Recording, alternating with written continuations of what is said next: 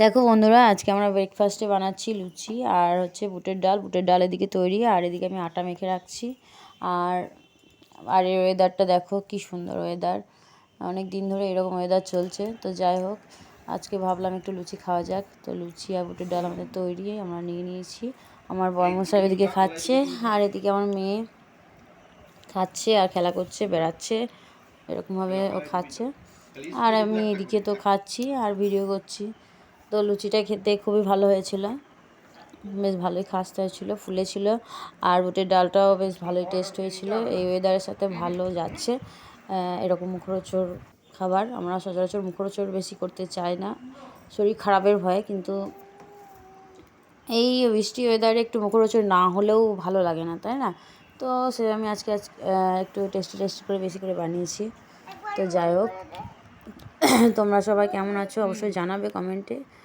আর বৃষ্টি কেমন হচ্ছে সেটাও জানাতে ভুলো না। তো ভিডিওটা যারা শেষ পর্যন্ত দেখেছো তাদেরকে অনেক ধন্যবাদ। টাটা।